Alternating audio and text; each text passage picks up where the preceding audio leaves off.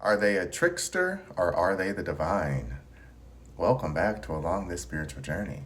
So, when it comes to spiritual dating, I want people to remember it is not the same as regular people dating. Regular people dating is you meet, you like each other, you're attracted to each other, you have a few hobbies you like, you want to have the same house, you want to have the same neighborhood. That's regular people dating. Spiritual dating, on the other hand, is about discernment and recognizing when someone is trying to deter you from your path, and if you're going to allow them to deter you from your path, or if you're going to stay on your path and continue your journey, again, for your spiritual self's highest enlightenment. It is your own game you're playing with yourself. It is not about anybody else's journey.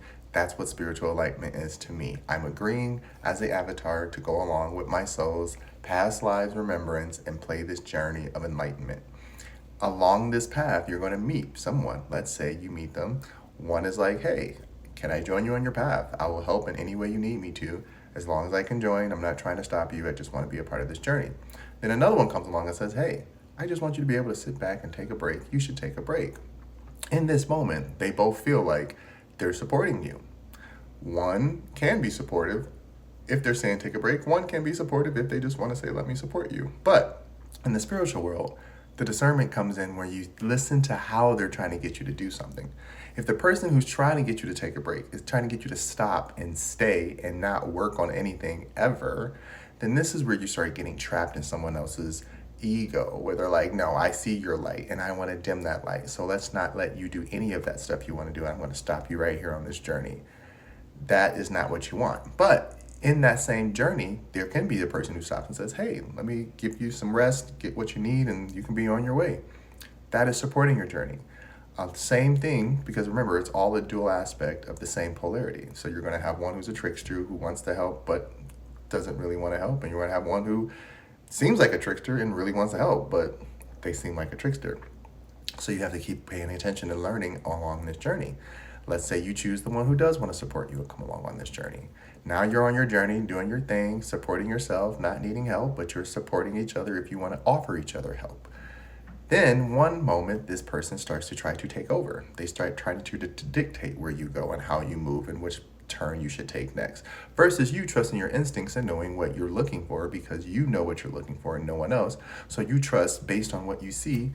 That's where I'm going. That's nice, but that's not what I'm feeling. And you have to know how to have discernment and trust that.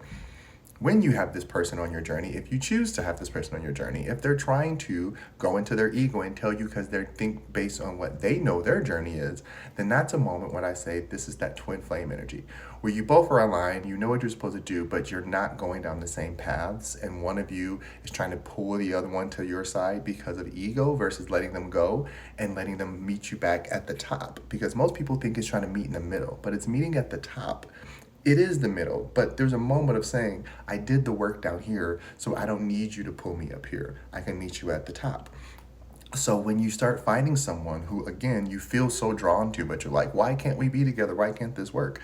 That's the twin flame journey that I'm explaining that most people experience, which is in another lifetime, maybe in a couple years, maybe another time, it might come back together. If not, that's okay. Thank you for joining me on this journey. It was a pleasant interaction while it lasted. And you continue forth.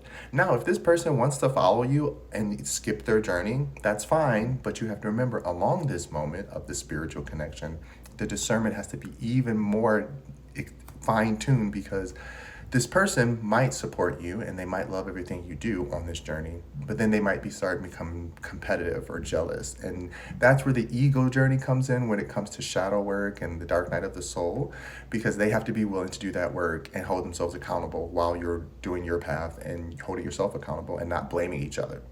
If they're capable of doing that, then let's say you make it to your destination, you make it to your goal, you make it to your safe place, you build your house, your home, you have your throne.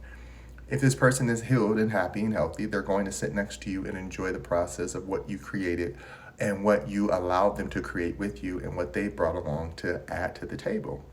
If they do not and they're being competitive in the spiritual world, yeah, that person has to go do their own work. They cannot sit next to you, because you don't need someone trying to poison your water. You need someone who's going to add to you and make sure that it's fresh water. And so if you get to this level of saying, you know what, they were good for getting here and this is what I needed, and now they're not working, and they agree, I'm not fitting in here anymore and I'm outgrowing this moment of being your partner in this aspect, let them go. Because what you're going to get are suitors who then come to you. And they're going to come knocking at your door all the time. And you're going to get a lot of them who are trying to get you to walk off your throne. If they're trying to get you to step down off your throne, which means when you make it to that level, that third level of knowing, and they're trying to get you to change your mindset and change your beliefs because they want you to do a certain way. Like when you say what are you bringing to the table? Boundaries. That is the mindset I mean. If you're like, no, I am not going to be with someone who wants to have multiple partners and they don't want to give financially. That is a choice. Somebody might like multiple partners and love giving to them financially. Those are things that you have to establish. But if someone's wanting you to do that and you don't, that's getting you to step off your throne. And now you're leaving your back exposed. You don't want to do that. You want them to be able to step up to the throne, put what's on the table, and let them prove that they want to sit next to you and do that work. Each level is about discernment. Remember, the first level is always going to be you're walking that path. You're going to have many distractions. It's your choice how you get distracted and for how long. If you get stuck being distracted, that's a choice. If you never stop for anything, that is a choice. You're not going to be punished for it, but that just means you're going to have to wait a little longer for pleasure and for things you want if you're choosing to work all the way through all the work and get through it without stopping. You're not going to get every pleasure, but you know that there's more at the end. And if it's not what you expect at the end, that's okay. It means it's still being born. You're in a safe base to now grow. Second level is walking that path. If they're trying to distract you from that path and tell you where you're going, what to do, that person's not meant for you. They're not here to support you. Let them go. You want something who supports you. Again, when you get to a level of it can become manipulation if someone's always trying to support you and be a yes man. And you'll start to see the true colors once you get to your third space of settling and getting into your safe space to, okay, I can grow now. If they're not knowing how to grow or don't want to grow, then you know that they were just there for the ride and that they had no intentions in helping.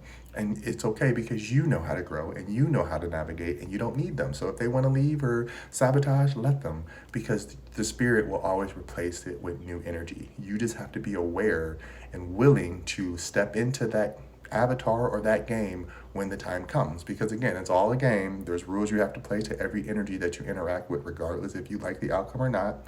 Which is why when I say when you're participating with somebody else's ideologies and ideas and cultures of who you are, you have to play the game. If you don't like it, then don't play the game. You're going to get pushback, you're going to get resistance, but that's the point of knowing who you are along this journey. So trust your path, trust your instincts, have discernment, and if it doesn't feel right, it probably ain't right. If it does feel right, but you're a little uncomfortable, that's okay. That's learning how to see the hazards ahead of time so that you can avoid them, but you still stay on your path. Versus trying to take the easy path, never come into any conflicts, but remember, the easy path was built by someone else, which means they wanted you to come there as a distraction. Take what makes you happy and apply it to your life so that you will always know when something is a trickster or the divine. I hope that makes sense. Love ya.